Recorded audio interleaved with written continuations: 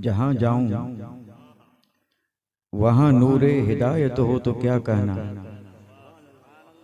जहाँ जाऊं वहाँ नूरे हिदायत हो तो क्या कहना।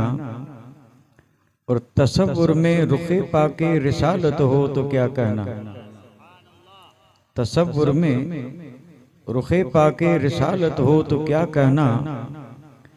और घटा छाई फजा ठंडी हवा महवे नवा संजी। घटा छाई फजा ठंडी हवा महवे नवा संजी। अब ऐसे में अगर उनकी जियारत हो तो क्या कहना। अब ऐसे में अगर उनकी जियारत हो तो क्या कहना। तसव्वुर में रुखे पाके रिसालत हो तो क्या कहना। और वही दिल हाँ वही यानी असीरे का कुले मुश्किल। वही दिल हाँ वही यानी असीरे का कुले मुश्किल। मेरे आका तेरा दारुल हुकूमत हो तो क्या कहना। मेरे आका तेरा दारुल हुकूमत हो तो क्या कहना। तसव्वुर में रुखे पाके रिसालत हो तो क्या कहना। और न आए याद कुछ भी माँ सवाए गुंबदे खजरा। न आए याद कुछ भी माँ सवाए गुंबदे खजरा। हमें सारे जहां से ऐसी गफलत हो तो क्या कहना। हमें सारे जहां से ऐसी गफलत हो तो क्या कहना। जहां जाऊं वहां नूरे हिदायत हो तो क्या कहना। तसव्वुर में रुखे पाके रिसालत हो तो क्या कहना। लाइक इज़्ज़त अज़ीम तकरीम वाजिबुल एहतराम गिरामी क़द्र ज़ी वक़ार उलमाए इज़्ज़ाम मोहतरम व मुकर्रम सामईन किराम इज़्ज़त माब ख़वातीन इस्लाम। शादी खाना आबादी के खुशियों भरे पुरमसरत मौके पे बतौर शुक्राना और बरकतें हासिल करने के लिए इस महफिल पाक को मुनक़िद किया गया, जिसमें आप और हम शरीक हुए हैं। अल्लाह ताला हम सब की हाज़िरी को कबूल फरमाए और इस ज़िक्र खैर को अल्लाह ताला हम सब के लिए और तमाम मोमिनीन मोमिनात और मुस्लिमीन और मुस्लिमात के लिए दोनों जहान की सआदत मंदी, नेक बख्ती और नजात का जरिया और सबब बनाए।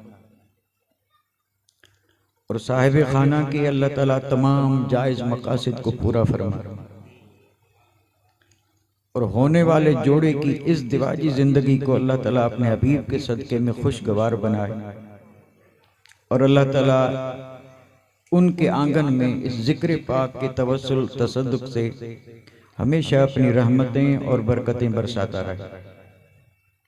आप हज़रात ने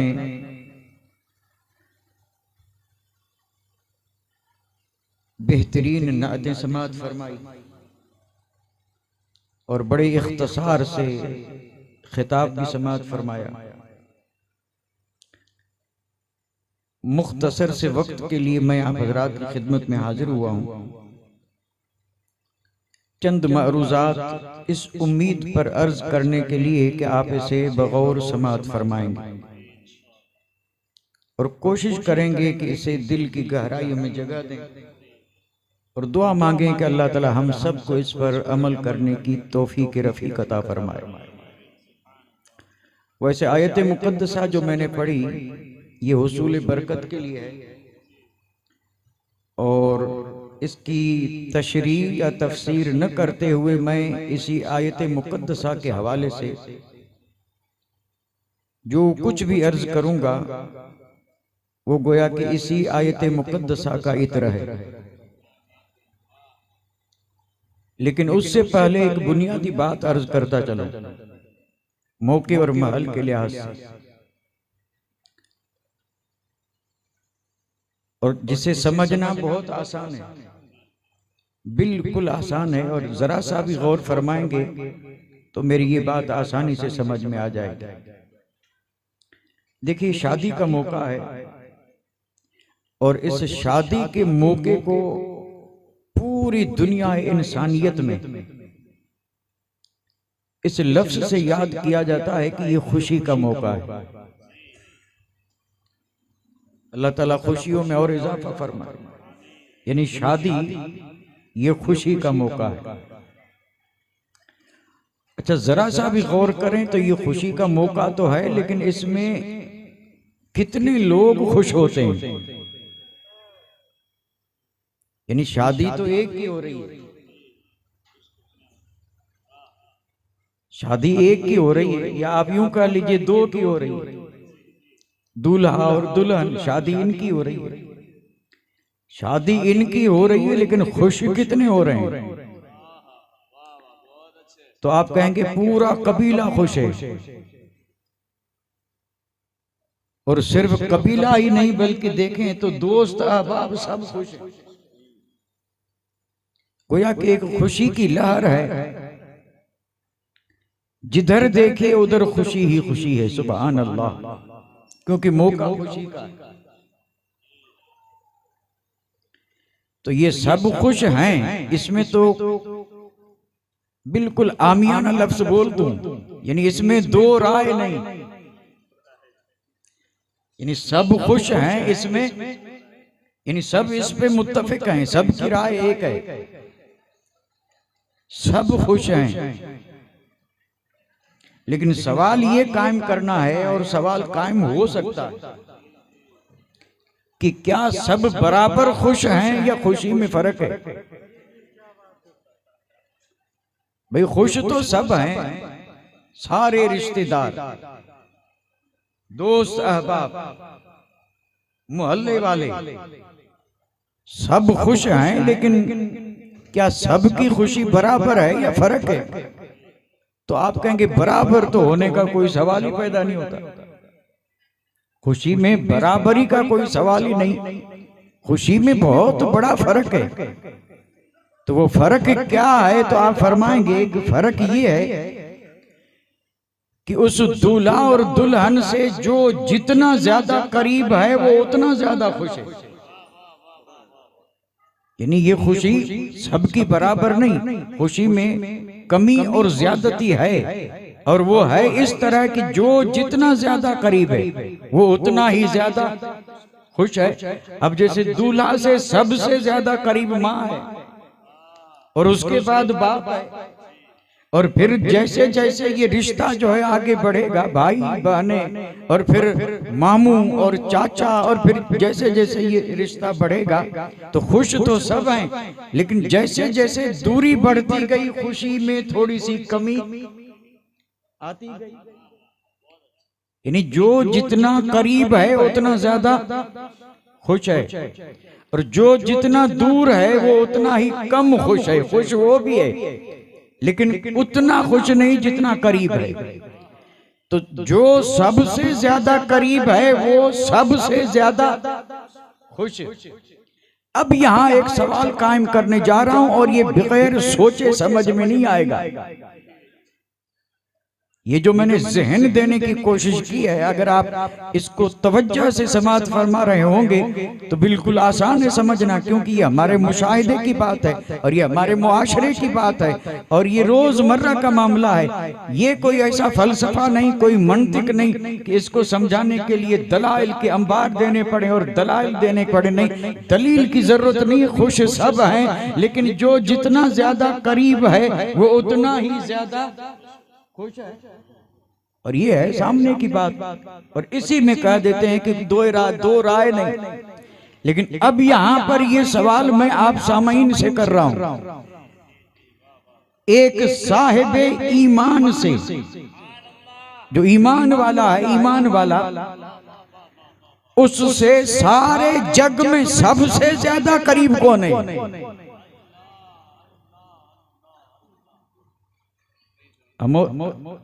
रात बहुत बीत चुकी है ना, क्या समझेंगे? यानी 12 बज रहे हैं। भाई सवाल मेरा फिर सुन लें, आप भी गौर करें जरा। और मेरी परेशानी ये है कि मैं शिकायत के तौर पे नहीं, मजबूरी के तौर पे अर्ज करता हूँ, और हर जगह यही हादसा पेश आता है, वही रोशनी और अंधेरी वाला। अब करें क्या भाई, हम आपसे गुफ्तगू करना चाहते हैं, आप तो मुझे नजर ही नहीं आ रहा है। और एक ये तेज रोशनी जो है ना, इसने और अंधेरा पैदा कर दिया। आप सब, मेरे लिए आपका चेहरा भी देखना मुश्किल हो चुका। आप सिर्फ बैठे हैं, इतना नजर आ रहा है कि कोई बैठा है। अब उसका चेहरा कैसा है, आंख खुली है या बंद है, मुझे इसका कोई इल्म नहीं। तो मैं बात किससे करूं, और मुझे पता कैसे चलेगा आप समझ रहे हैं या सुन रहे हैं? कम से कम एक बल्ब को उधर घुमा दें तो काम बन जाए। यानी ये रोशनी वाला एक बल्ब उधर हो जाए तो सुभान अल्लाह, तो आ जाए सब रोशनी में। नारे तकबीर, नारे रिसालत, अज़मते मुस्तफा, जश्ने शादी खाना आबादी। सुभान अल्लाह, सुभान।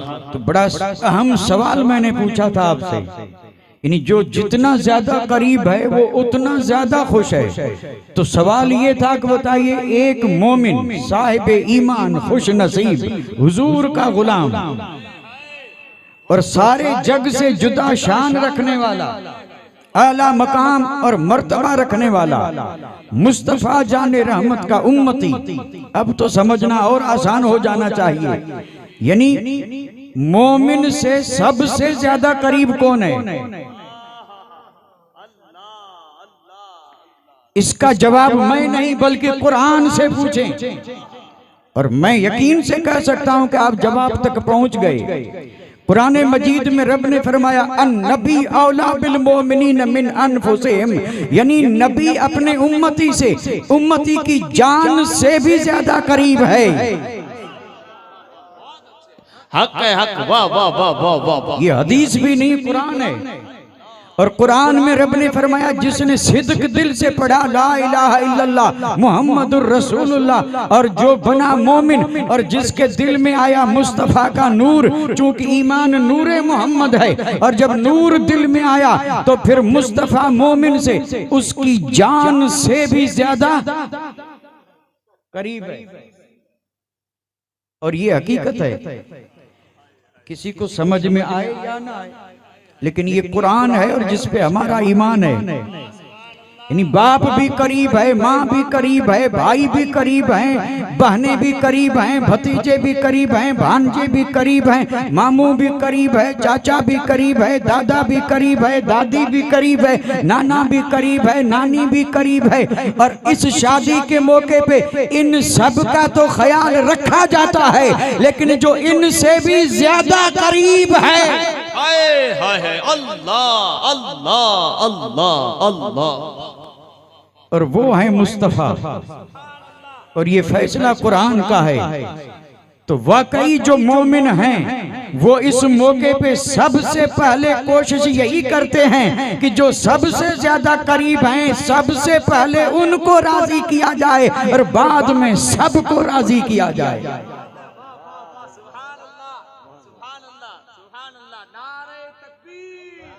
नारे रिसालत, अज़मते मुस्तफा, शाने मुस्तफा।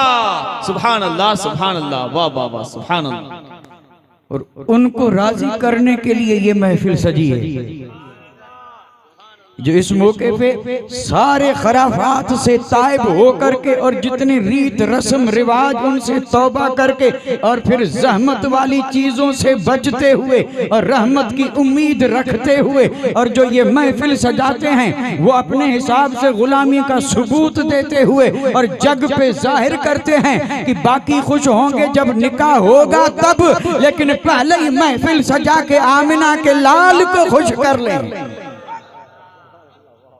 तो ये महफिल सजी ही इसलिए है कि इस महफिल से मुस्तफा राजी हो जाएं। हो सकता है किसी के जहन में एक सवाल पैदा हुआ हो, आपके जहन में हो या न हो, मेरे जहन में हो गया, और वो सवाल ये है कि फिर खुदा, यानी मुस्तफा राजी फिर खुदा, तो खुदा ने खुद फरमा दिया कि फिक्र न करें, मैंने अपनी रिजा महबूब की रिजा में रख दी है। तुमने मुस्तफा को राजी कर लिया तो गोया खुदा को राजी कर लिया। खुदा की रिजा चाहते हैं दो आलम और खुदा चाहता है रिजाए मोहम्मद। अगर मुस्तफा राजी तो उससे खुदा भी राजी।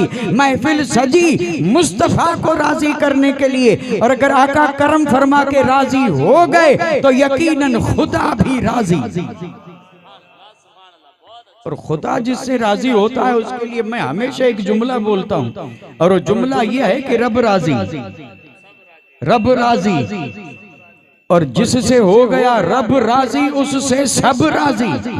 समझ में न आए तो बगदाद दूर है, अजमेर चले जाएं, वहां समझ में आ जाएगा कि जो सबसे नाराज होने वाले भी वहां सब पहुंचते हैं। क्यों कि ख्वाजा से रब राजी तो ख्वाजा से सब राजी। वहां कोई भी ऐसा नहीं कि जो नाराज फिरते हैं वो भी वहां जब पहुंचते हैं तो कहते हैं ख्वाजा उनसे तो नाराज हैं लेकिन आपसे हम भी, और हम राजी हैं तो आए इसलिए हैं कि आप हो जाएं हमसे राजी।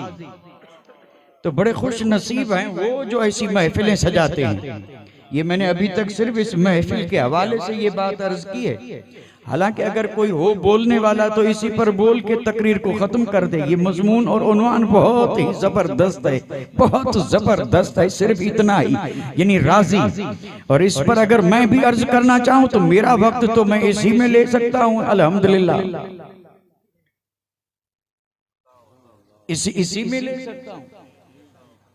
और इस पर एक सवाल तो हो ही सकता है, ये जो सब राजी मैं कह रहा हूं ना, मेरे कहने से थोड़े सब राजी होंगे, मेरे कहने से सब थोड़े हो। ये तो मेरा हुस्न ज़न है। इसमें भी कुछ ऐसे होते हैं जो होते तो अपने हैं लेकिन नाराज हैं, होते हैं और नाराज होते हैं। कई नाराज हो, नाराजगी आज तो आम हो चुकी है। जरा सी मामूली सी बात पे भी नाराज हो गए तो बोलना बंद, सलाम बंद, कलाम बंद। कहाँ गया ईमान, कहाँ गई शरीयत, कहाँ गया हुक्म मुस्तफा। मेरे आका ने फरमाया 3 दिन से ज्यादा सलाम कलाम बंद करना मेरे गुलाम के लिए जायज नहीं है। और 3 दिन हो जाए जो पहले जाके सलाम करे वो जन्नती है, वो जन्नती है। तो जाके सलाम करके और फिर उसको राजी कर लेना, माफी मांगना, ये मोमिनों का तरीका रहा। लेकिन यहाँ नाराज हुए तो बरसों बीते, दीवारें बीच में पड़ गई, घर अलग हो गए, नाराजगियां बढ़ गई। और मैंने जो कहा सब राजी हैं ये एक आम बात थी जो अर्ज कर दी।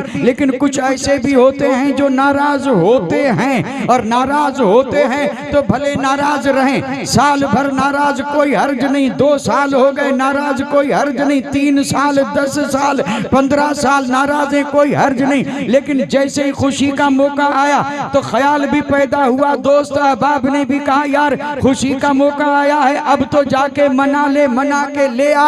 अब पहुंचे मनाने के लिए तो कुछ तो वो थे जिनको खुश रखा था, और कुछ वो हैं जिन्हें इस मौके पे खुश करना पड़ता है। जो राजी थे तो सुभान अल्लाह, जो राजी नहीं उसे राजी करना पड़ता है। तो बड़े खुश नसीब हैं वो गुलाम जिन्होंने पहले ही मुस्तफा को राजी रखा।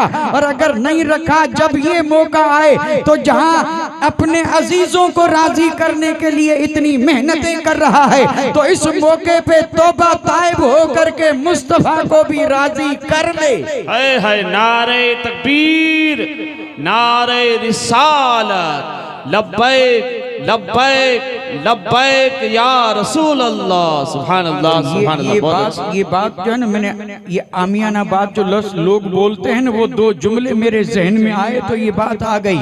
एक है राजी रखना और एक है राजी करना।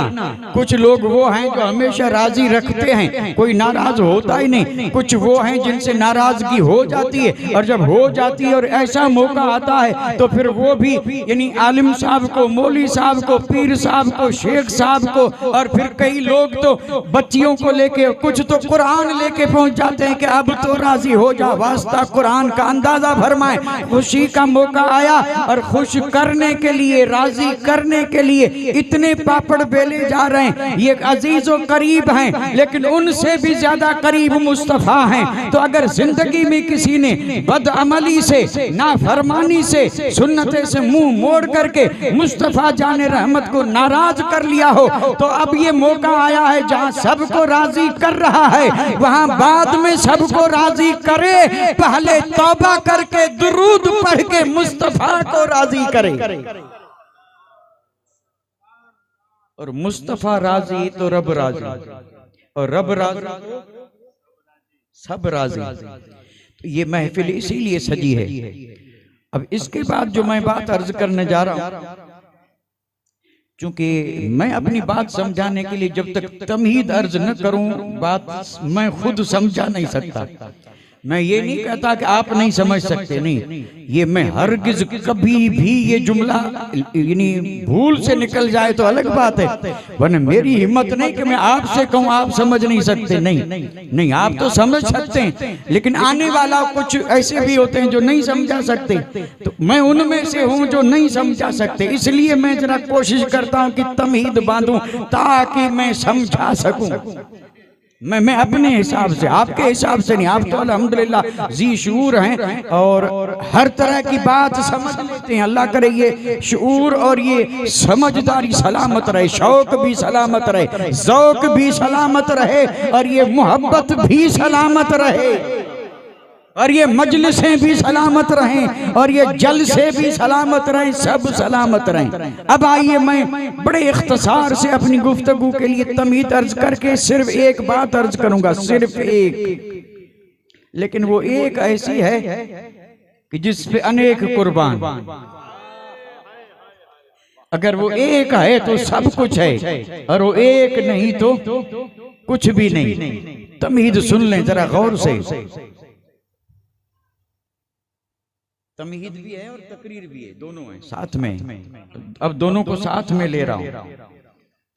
अगर मैं आप हजरात से पूछूं, मैं बातें बिल्कुल आप की ही कर रहा हूं, आपकी बातें, यानी जो हर आदमी समझ सके।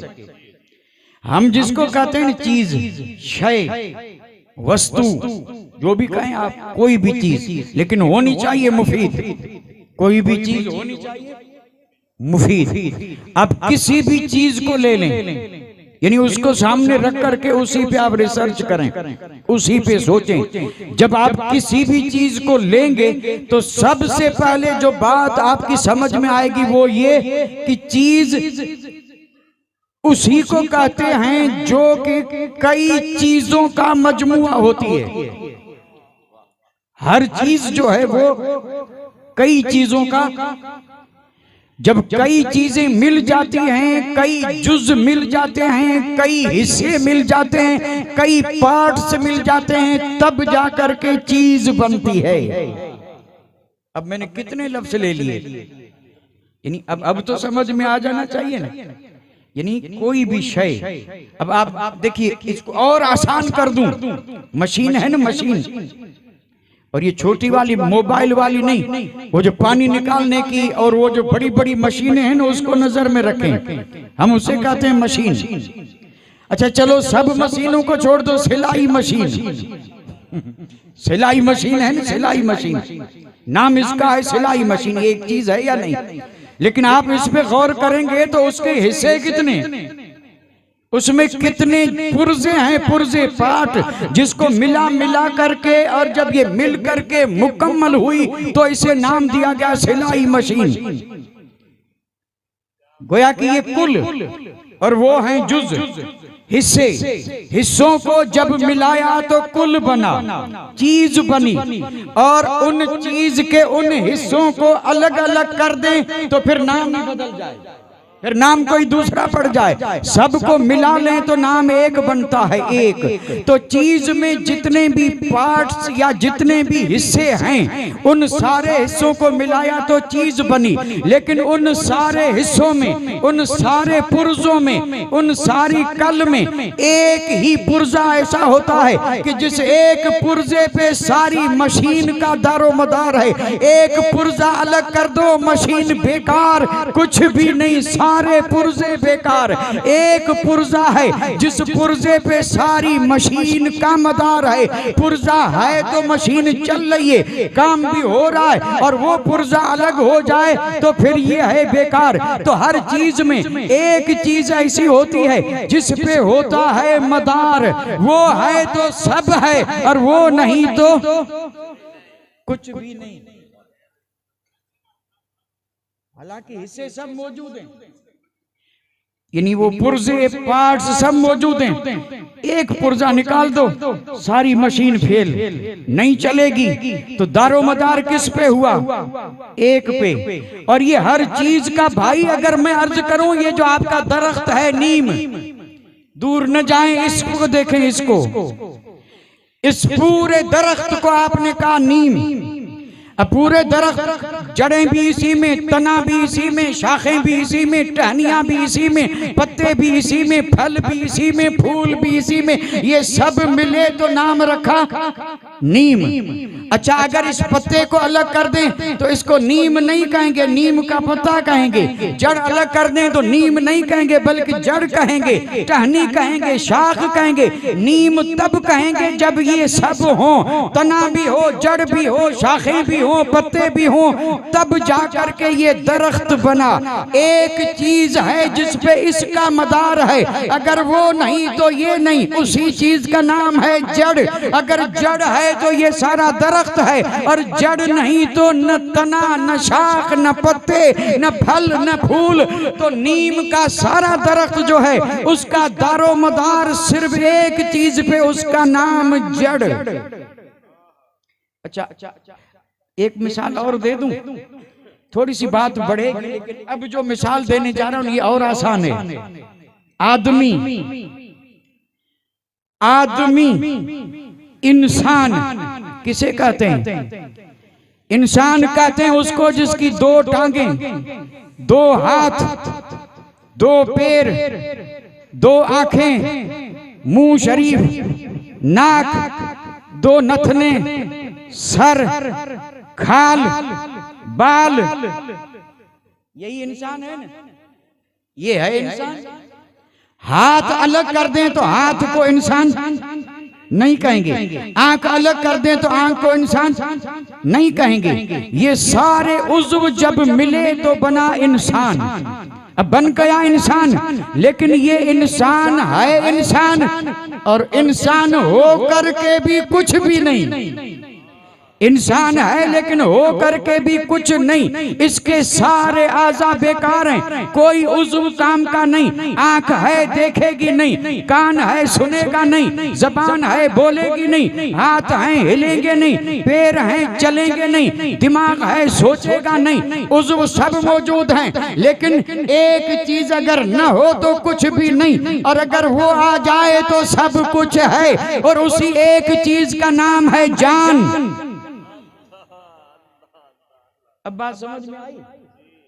यानी इंसान का पूरा सरापा, जिसमें कितनी जबरदस्त कीमती चीजें हैं। आंख ले लीजिए, जबान ले लीजिए, हाथ पैर ले लीजिए, और यही इंसान है जो कभी तख्त वाला, ताज वाला बन के राज कर रहा है। यही करोड़पति, लखपति बन करके और दुनिया में अपनी शेखी बिखारता फिर रहा है। लेकिन इसी इंसान के सारे अज्जा में, सारे जुज जो हैं, पार्ट्स जिस्म के, उसमें सिर्फ एक ही चीज है जिस पे मदार है, और वो चीज है क्या? तो उसी का नाम है जान।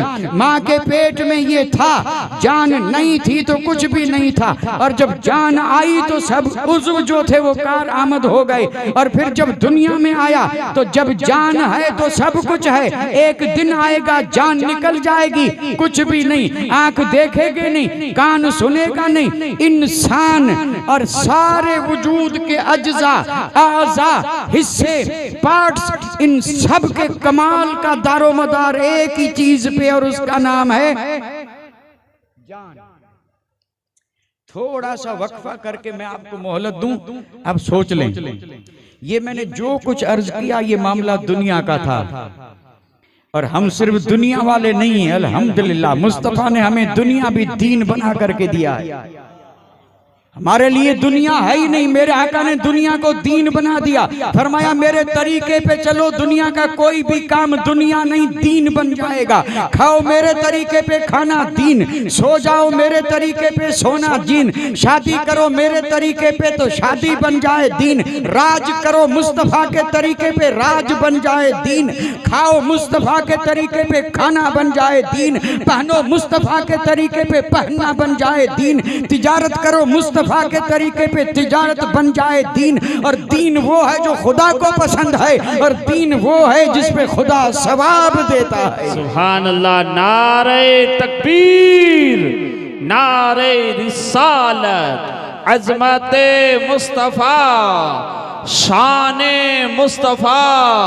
सुभान अल्लाह, सुभान अल्लाह। तो चूंकि अल्हम्दुलिल्लाह हम सिर्फ दुनिया वाले नहीं दीन वाले हैं, अल्लाह अकबर, दीनदार हैं, दीन वाले हैं, तो एक मिसाल जरा दीन की भी देके फिर मैं असल मकसद की तरफ आ रहा हूँ। घबराइएगा नहीं, बात वक्त पे मुकम्मल करूंगा, पूरी नहीं हुई तो वादा करके आपसे इजाजत ले लूंगा, लेकिन बात अधूरी छोड़ना ये मेरे बस का रोग नहीं। दुनियावी मिसालें दे दी और आसानी से आपने भी समझ लिया होगा, चीज चाहे जितनी मुफीद हो लेकिन दारो मदार उसमें सिर्फ एक पार्ट्स पे है। अब मैं आ रहा हूं दीन की बात पे। दीन में सबसे अफजल इबादत है नमाज।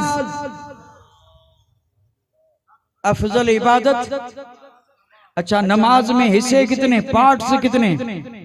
तकबीर तहरीमा एक पार्ट्स, एक हिस्सा, उसके बाद सना, तावुज, तस्मिया, फिर क़ियाम, फिर रुकू, फिर सजदा, फिर कादा, फिर सलाम, और फिर अंदर ही मामला खुशू खुजू वाला, वो तो अपनी जगह पे।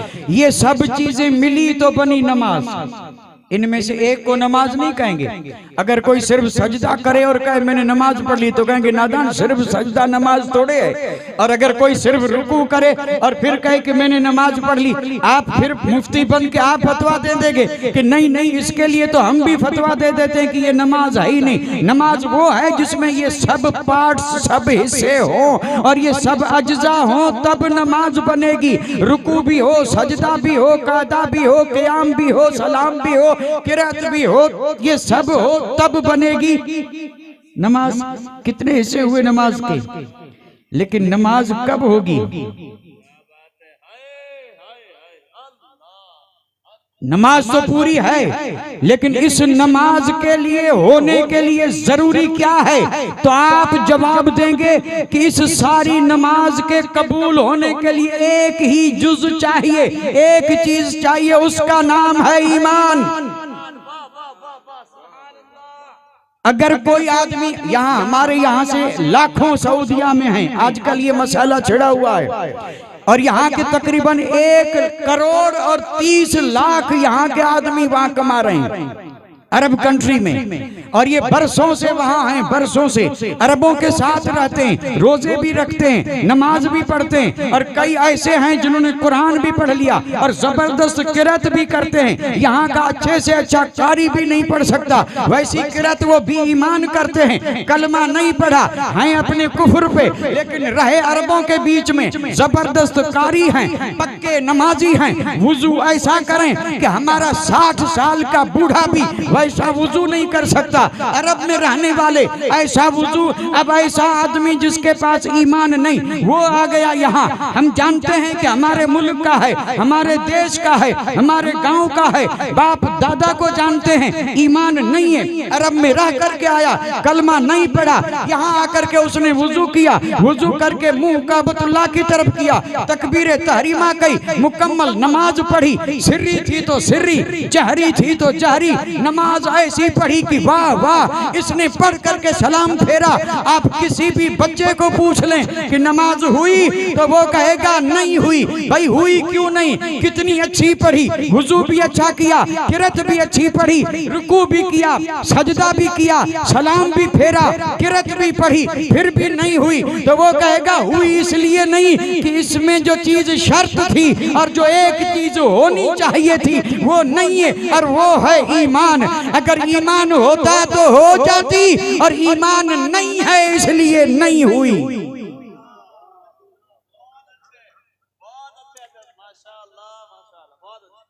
पूरी नमाज मुकम्मल सही पढ़ी, ईमान है तो, और ईमान नहीं है तो नहीं हुई। तो पता चला नमाज के लिए एक चीज जरूरी है, और वो है ईमान।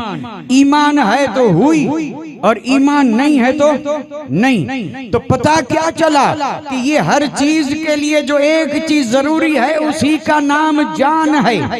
आदमी का सरापा जो है ये मुकम्मल है, लेकिन मदार जान पे है। नमाज पूरी पढ़ ली, लेकिन मदार जान पे है। नमाज की जान है ईमान।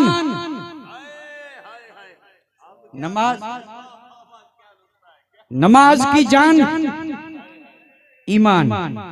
जरा संभल करके मुझे जवाब दें कि नमाज की जान ईमान, रोजे की जान ईमान, हज की जान ईमान, ज़कात की जान ईमान, सदका व खैरात की जान ईमान, सारे आमाले सालिहा की जान ईमान। तो क्या ये सवाल कायम नहीं हो सकता कि फिर बताएं इस ईमान की जान क्या है? इस ईमान की भी कोई जान तो होगी ना, तब तो ये ईमान ईमान बनेगा। जैसे बगैर जान के नमाज नमाज नहीं बनी, बगैर जान के इंसान इंसान नहीं बना, बगैर जान के नीम नीम नहीं बना, बगैर जान के मशीन मशीन नहीं बनी। एक चीज थी जो हर जगह जान का काम कर रही थी। तो बताइए ईमान अजीम चीज है। ईमान जैसी कोई दौलत नहीं है। ईमान वो है जो नबी लेके आए, ईमान वो है जो जन्नत में लेके जाएगा, ईमान वो है जो सबसे जुदा शान देता है। तो इसकी भी कोई जान जरूर होगी। इसकी जान क्या है कि हम नहीं, बल्कि इसका जवाब वो देंगे जो सिर्फ आशिक नहीं, आशिकों के इमाम हैं। आशिकों के इमाम ने जवाब दिया, अल्लाह की सरताब कदम शान है ये, इंसान नहीं इंसान, वो इंसान है ये। कुरान तो बताता है ईमान है, और ईमान ये कहता है कि मेरी जान है ये। नारे तकबीर, नारे रिसालत, अज़मते मुस्तफा, अज़मते मुस्तफा। सुभान अल्लाह, सुभान अल्लाह। बहुत अच्छे। हाय हाय। ये जरूरत तो नहीं थी, लेकिन बिला जरूरत मैंने बेजा जोर कर दिया। यानी बिला जरूरत और बेजा जोश। हकीकत ये है, हकीकत ये है, ईमान जो है ना, ईमान ये सारी इबादतों की जान है। ईमान नहीं तो कोई इबादत नहीं, और खुद ईमान की जान है मुस्तफा जाने रहमत। ज़ाते पाके मुस्तफ़ा, मोहब्बते मुस्तफ़ा, ये खुद ईमान की जान है। अगर सच्ची मोहब्बत है तो ईमान है, ईमान है तो नमाज है, ईमान है तो ज़कात है, ईमान है तो जलसे हैं, ईमान है तो जुलूस हैं, ईमान है तो तज़किरे हैं, ईमान है तो नाते हैं। ये सारा का सारा दीन का जो ये खजाना है, इस पूरे का मदार किस पे है? ईमान पे, और ईमान की जान मुस्तफा। और आला हजरत अजीमुल बरकत ने खुद फैसला नहीं किया। अल्लाह अकबर। कमाल तो देखें, आपने बंद में क्या फरमाया? हुजूर की शान पहले बयान की, और ये शान वो है जो हर एक को समझ में भी नहीं आएगी। हुजूर हैं क्या? तो आला हजरत ने फरमाया सर से लेके पांव तक मुस्तफा खुदा की शान है, अल्लाह की सर ताब कदम शान है। ये इंसान नहीं, इंसान वो इंसान है। ये कुरान तो बताता है ईमान ने, यानी कुरान ने ये कहा कि ये ईमान है। मुस्तफा को कुरान ने कहा ये ईमान है। कुरान का फैसला सुन के ईमान पुकार उठा। ईमान ने कहा बल्कि ईमान नहीं, ईमान की जान है ये। इसलिए आशिकों के इमाम झूम उठे। एक दूसरी जगह पे फरमाते हैं जान है इश्क़े मुस्तफा, जान है इश्क़े मुस्तफा, रोज फजू करे खुदा, जिसे हो दर्द का मजा वो नाज़े दवा उठाए क्यों। तो नतीजा क्या निकला? नतीजा ये निकला कि जान है मुस्तफा का इश्क, मोहब्बत, और इसी मोहब्बत का नाम है ईमान। इसी मोहब्बत का नाम है ईमान।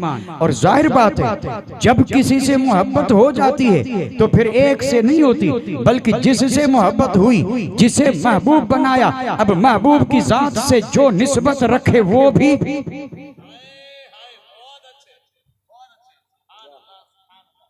आप सुन रहे हैं मेरी बात? जाग रहे हैं क्या आप सामईन? मेरी बात सुन रहे हैं?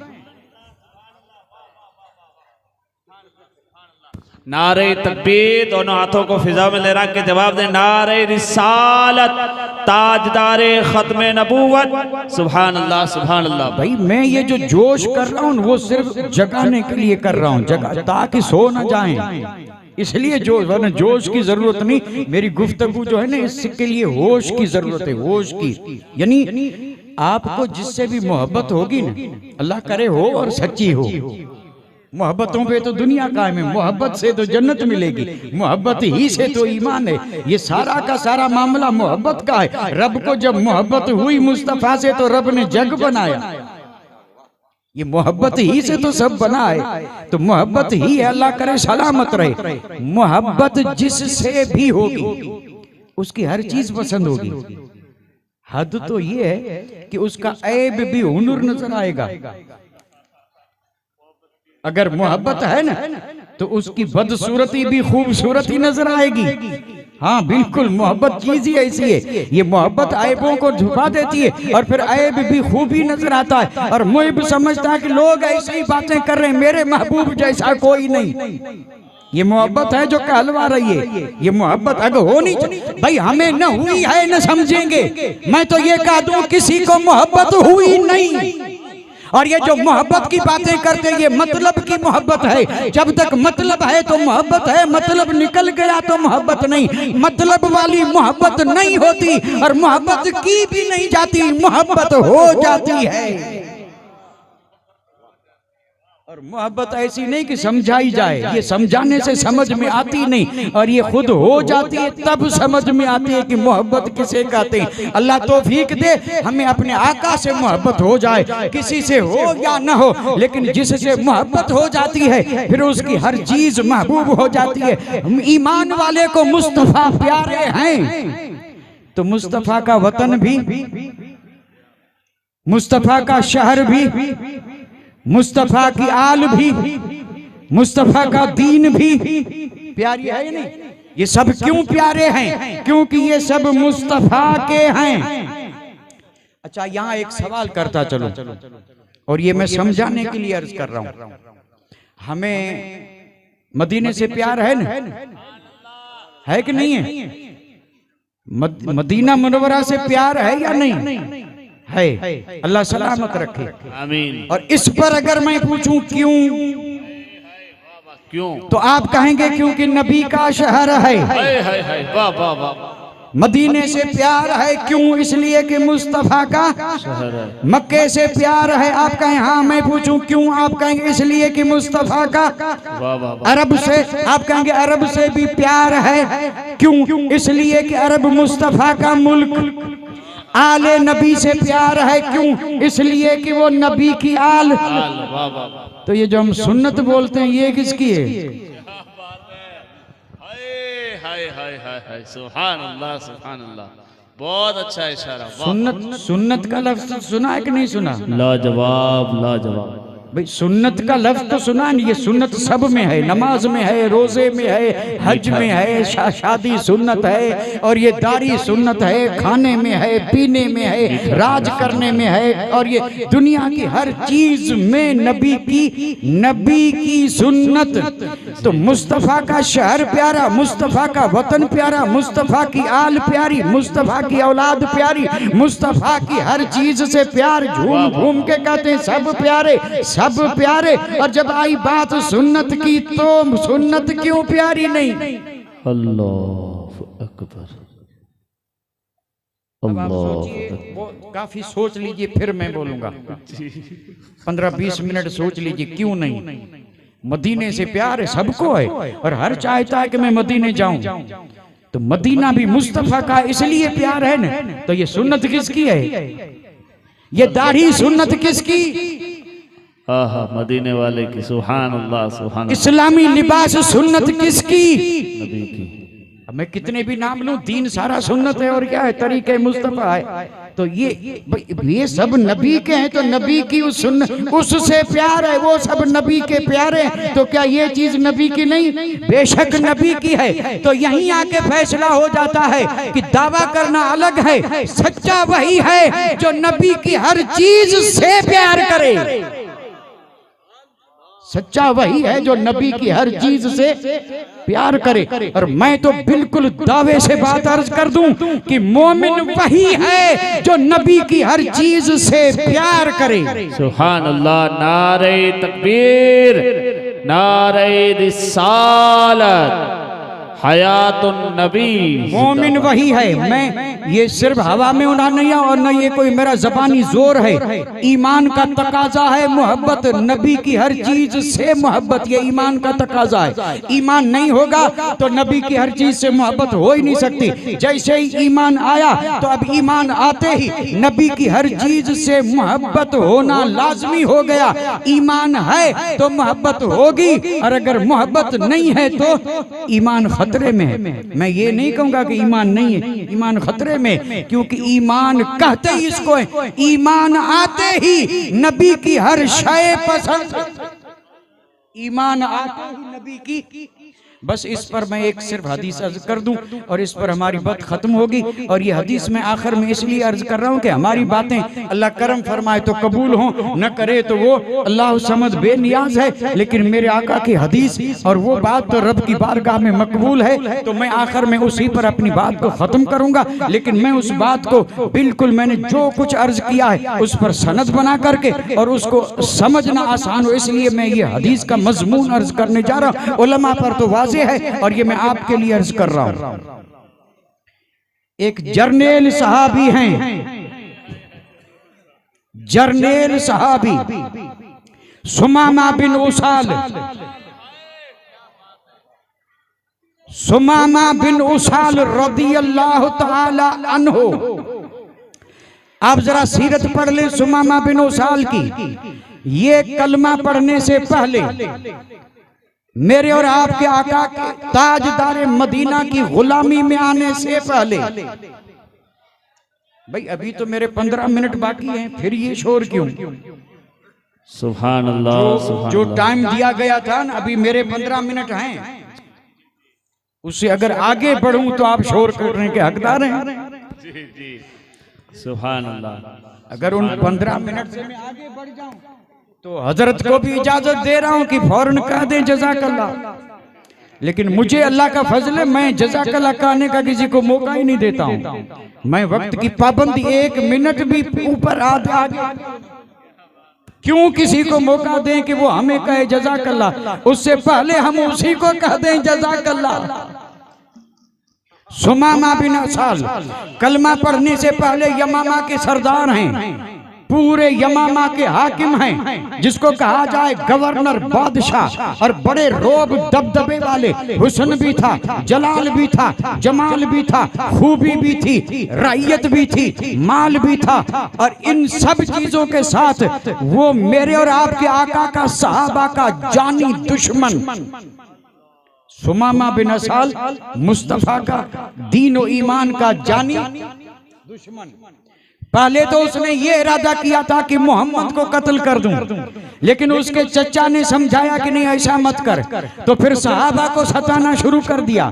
सन 6 हिजरी के बाद मेरे आका ने दावतनामा भेजा, वो जो बादशाहों को मुस्तफा ने दावत दी थी, और ये नामे लेकर के वो नामा भर जब गए थे तो सुमामा के पास भी गए थे, उसने उसकी कोई परवाह नहीं की। उसके दिमाग में वही गुरूर था, तकब्बुर था, बादशाही और इमारत वाला, यानी जवाब भी नहीं दिया, बेअदबी की। और फिर वो इसी कोशिश में लगा रहता था कि इस्लाम और बानी इस्लाम को तकलीफ पहुंचाऊं।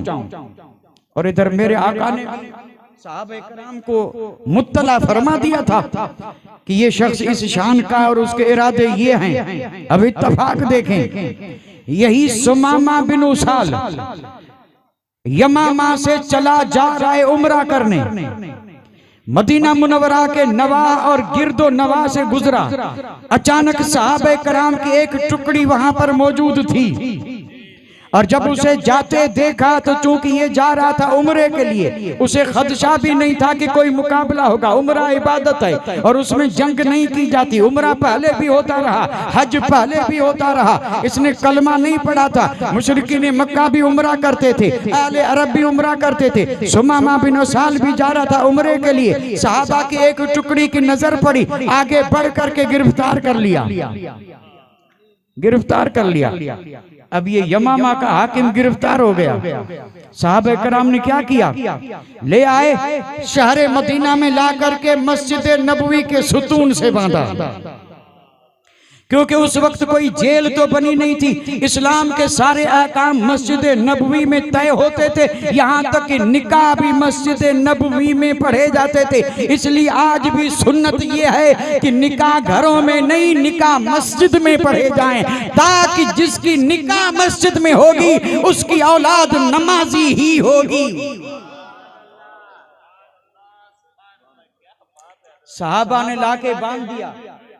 हाकिम वक्त, मुल्क का बादशाह, मस्जिद नबवी में सहाबा ने बांधा। मेरे आका जब अपने हुजरे से निकले, नजर पड़ी तो आपने सहाबा-ए-किराम से पूछा, दीवानो जिसको बांधा है पहचानते भी हो कौन है? जिसको बांध रखा है पहचानते भी हो, है कौन? साहबा ने कहा, अल्लाह व रसूल आलम फिदा का अभी या उम्मी या रसूल अल्लाह, माँ बाप कुर्बान, हमने पहचाना नहीं, जा रहा था पकड़ के और बांध दिया। आपने फरमाया ये यमामा का हाकिम सुमामा बिन उसाल है। तब साहबा को पता चला कितने बड़े को पकड़ा है, कितने बड़े को पकड़ा है। अब बांध तो दिया, अल्लाह अकबर। हदीस उठा के देखें, और ऊपर की हदीसें नहीं, मिशकात तो होगी। ये मैं खुश फहमी में कह रहा हूं, होगी होगी क्या? मिशकात है ना जी? मेरे साहब, मैं ये अर्ज कर रहा हूं कि ऊंची किताबें हो ना हो, मिशकात तो होगी, क्योंकि मिशकात में मौजूद है। मैं ये कह रहा हूँ, मैं ये नहीं कह रहा हूँ कि किसी दूसरी किताब में नहीं है। मैं कह रहा हूँ कि बाकी किताबें सियासता की हो या नो, बुखारी हो, मुस्लिम हो, तिरमिजी हो, नसाई हो, इब्ने माजा हो, अबू दाऊद हो, सब मैंने पढ़ाई है, अव्वल से आखिर तक सब पढ़ाई है। और अब तो वो पढ़ाई जाती, अब अबू दाऊद हुजूर महमूदुल औलिया फैजाने महमूदी, अब अबू दाऊद नहीं पढ़ाई जाती, नसाई नहीं पढ़ाई जाती, इब्ने माजा नहीं पढ़ाई जाती, बुखारी, मुस्लिम, तिरमिजी, मिशकात, और फिर मुअत्ता इमाम मोहम्मद, सिर्फ यही। और उसमें भी अब कमी आ रही है। ये सारी किताबें महमूद शाह जीलानी के फैज से हमने खुद पढ़ी भी है और पढ़ाई भी है। तो मैं ये सुभान अल्लाह, सुभान, ये नहीं कहता हूँ कि ऊपर की किताबों में नहीं है। मैं तो आपके लिए हुस्न ज़न रखता हूँ कि बड़ी बड़ी न हो, मिशकात तो मोमिनों के घर में होगी, हो न हो ये हमारी कमजोरी है। इसलिए मैं ये नाम रहता कि ये अगर कोई और न हो तो मिशकात तो होगी, आपके पास नहीं तो आलिमों के पास होगी। मिशकात में जाके ये हदीस पढ़ लें जो मैं हदीस अर्ज कर रहा हूँ, हवाले से अर्ज कर रहा हूँ। और मैं हदीस पढ़ूं तो इंशाअल्लाह अव्वल से आखिर तक पढ़ लूं। नारे तकबीर, कोई जरूरत नहीं, नारे रिसालत। उसमें से जो अपना मकसद है मैं वही अर्ज कर रहा हूँ। सहाबा ने बांध दिया, मेरे आका ने फरमाया ये सुमामा है, मस्जिद नबवी से बंधे हैं।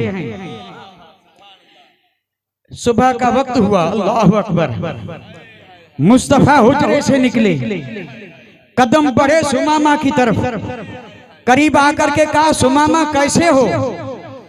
कैदियों के हाल पूछे जाते हैं, दुनिया भर में कैदियों का जो हाल होता है वो आज आप दुनिया के अखबारों में, और आज तो आसान हो गया कि कैदियों के साथ सुलूक किया जाता है। लेकिन कुर्बान जाऊं इस्लाम तेरी अजमत पे, कुरान जाऊं मोहम्मद रसूलुल्लाह की रहमत पे। और इतना बड़ा जबरदस्त जानी दुश्मन है, कैदी बना है, लेकिन हाल पूछ रहे हैं। आपने फरमाया सुमामा कैसे हो, तो उसने कहा अला खैर, या मोहम्मद अला खैर, ये उसी के लफ्ज़ है।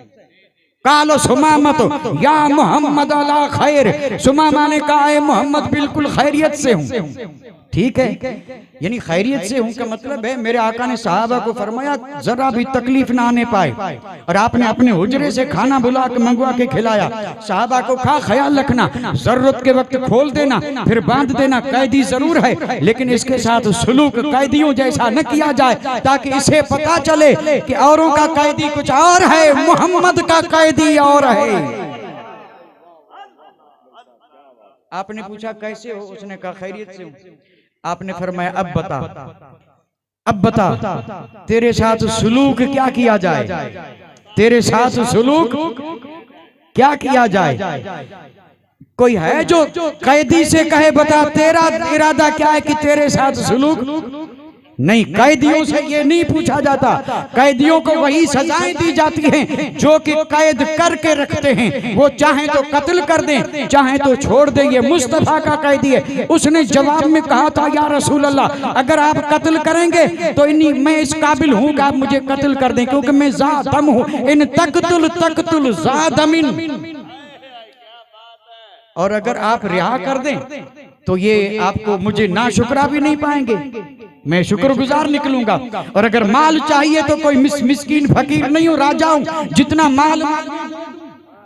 अब आपकी मर्जी, आप चले गए, कोई जवाब नहीं दिया, बंधा हुआ है। फिर दूसरे दिन आए, गद का लफ्ज़ आया हदीस में, गद दूसरे दिन आए और दूसरे दिन कहा सुमामा कैसे हो, कहने लगा खैरियत से हूं। फरमाया बताया क्या सुलूक किया जाए। फरमाया कत्ल करें तो ठीक है, छोड़ दें तो ठीक है, जिजिया लें बदला दें तो देने के लिए तैयार हो, मर्जी मुस्तफा आपकी है। आपने मुस्कुरा के फरमाया ठीक है। दूसरे दिन भी चले गए और अब आया तीसरा दिन, मुस्तफा आए, पूछा सुमामा क्या हाल है। फरमाया खैरियत से हूँ। कहा तेरे साथ सुलूक क्या करें। उसने कहा कि अगर कत्ल करेंगे तो मैं हूं उस काबिल की कत्ल किया जाऊं, और अगर बदला लेना चाहे तो माल की कमी नहीं, और छोड़ दे तो आप करीम हैं और मुझे आप ममनून मशकूर पाएंगे। मैं भी कोई ऐसा नहीं हूं कि शुक्रगुजारी न करूं, मर्जी मुस्तफा आपकी। 3 दिन मेरे आका आए और यही पूछते रहे, वो जवाब भी यही देता रहा। हाँ, एक बात अर्ज करता चलूं, वो बात यह है कि सुमामा के जवाबात में थोड़ी सी तब्दीली थी, थोड़ी सी तब्दीली थी। पहले दिन उसने कहा था तकतुल ज़ादमिन, तीसरे दिन उसने कहा तुनइमु अला शाकिरिन। पहले दिन कत्ल की बात थी, दूसरे दिन इनाम की, तीसरे दिन इनाम की। मेरे आका ने मुस्कुरा के फरमाया सहाबा से अतुलकु वलुमा सुमामा, फरमाया बंधन खोल दो और सुमामा को रिहा कर दो। भाई अब इस राज को हम थोड़े समझेंगे कि 3 दिन क्यों रखा, क्यों मुस्तफा तशरीफ लाए, क्यों जलवा दिखाया, क्यों मस्जिद दिखाई और क्यों सवाल पूछे। ये सब सारा मामला जो है ना, ये बातों का नहीं, ये निगाहों का है। और निगाहों वाली बातें न हम समझा सकते हैं और न हम समझ सकते हैं। ये मामला सारा निगाह का था। बातें तो हो रही थी बीच में और काम कर गई निगाहें, काम कर गई निगाहें। मेरे आका ने फरमाया सुमामा जा, कैदी कैद से निकले फिर क्या वापस आएगा। पिंजरे से परिंदा निकले क्या वापस पिंजरे में आएगा। सुमामा आजाद हुआ। मक्के में खबर पहुंच चुकी थी और यमामा में खबर पहुंच चुकी थी। लोग परेशान थे कि हाकिम जो गिरफ्तार हो गया, बड़ी इज्जत का मालिक था, बड़े चर्चे हो रहे थे और जब आजाद हुआ तो भाग जाना चाहिए। सुमामा जा रहा है, कदम आगे दिल पीछे।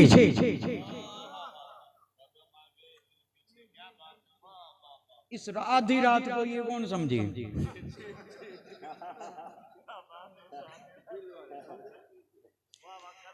आजाद होके सुमामा मस्जिद से बाहर जा रहा था, कदम आगे जा रहे थे, दिल पीछे। वाह वाह वाह वाह वाह। क्यों? इसलिए कि दिल किसी का कैदी बन चुका था, जिस्म तो आजाद हो चुका था, लेकिन वो जलवे जो 3 दिन मुस्तफा ने दिखाए, उन जलवों ने सुमामा को मुस्तफा का दीवाना और आशिक बना दिया था। वो कैदी बन चुका था और सहाबे कराम समझ रहे थे, उसमें भी कुछ ऐसे थे जो समझ रहे थे कि मुड़ के भी नहीं देखेगा, और कुछ थे राजदां जो कहते थे कि नहीं जाएगा। ये भी एक मजमून है जो अलग है, और मैं उस मजमून को अब जुमलों में बोल रहा हूँ, जुमलों में, और अब सिर्फ 2-4 ही जुमले बोलूंगा, वरना फिर वादा खिलाफी होगी, वरना फिर वक्त से आगे निकल जाऊंगा। मैं अब जितना हो जल्दी भी करूं, कोशिश भी करूं, ताकि दिए हुए वक्त पे बात पूरी नहीं हुई तो इंशाल्लाह आगे कभी होगी। सुमामा निकले, मस्जिद नबवी से निकले, सामने बाग था और सवारी को बिठाया, बाग में गए, अच्छी तरह नहाए, नहा धो करके फिर वापस पलटे मस्जिद नबवी की तरफ, और अंदर तो महफिल जमी थी, सहाबा बैठे थे और फिर मुस्तफा जाने रहमत भी बैठे थे। सुमामा को आते देख करके मुस्कुरा के मेरे नबी ने फरमाया, सुमामा गए नहीं, वापस कैसे आए? उसने कहा, या रसूलल्लाह अब जाऊंगा, अब जाऊंगा। बस दुनिया ने देखा, जमीन और आसमान ने देखा, सुमामा आगे बढ़ा, सर मुस्तफा के कदमों पे रखा और पढ़ा ला इलाहा इल्लल्लाह मुहम्मदुर रसूलुल्लाह। बस यही वो चीज है जिसने फर्क कर दिया। इससे पहले का सुमामा और था, अब सुमामा और है, और ये खुद सुमामा बयान कर रहे हैं। वहीं खड़े होकर के कहने लगे, कसम रब की या रसूल अल्लाह, जब तक मैंने कलमा नहीं पढ़ा था तो पूरी दुनिया के इंसानों में आपका चेहरा मुझे नापसंद था। मैं समझता था दुनिया में ऐसा कोई नापसंद चेहरा नहीं, ये कलमा नहीं पढ़ा था तो ख्याल ये था, अब जब पढ़ लिया है तो कसम रब की, कायनात में वद्दुहा वाले चेहरे जैसा कोई चेहरा नहीं।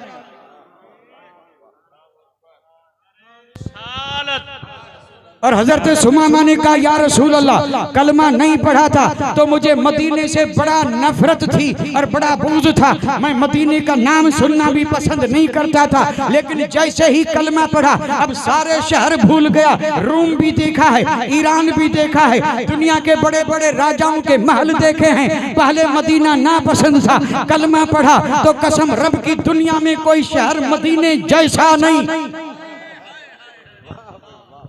और ये लफ्ज़ है हज़रत सुमामा के, फरमाया पहले मुझे ये सब चीजें नापसंद थी और अब मुझे इन चीजों से प्यार है। कलमा नहीं था तो आपके चेहरे से प्यार नहीं था, कलमा पढ़ा तो सबसे प्यारा आपका चेहरा। कलमा नहीं पढ़ा था तो मदीने से प्यार नहीं था, कलमा पढ़ा तो मदीना प्यारा और आपके दीन से प्यार नहीं था। लेकिन जब कलमा पढ़ा तो आपका दीन प्यारा। सुमामा ने बता दिया कि कलमा जिसने पढ़ा उसको मुस्तफा की हर चीज प्यारी, और यही है ईमान। वमा अलैना इल्लल बलाग व आखिर दअवाना अनिल हम्दुलिल्लाहि रब्बिल आलमीन।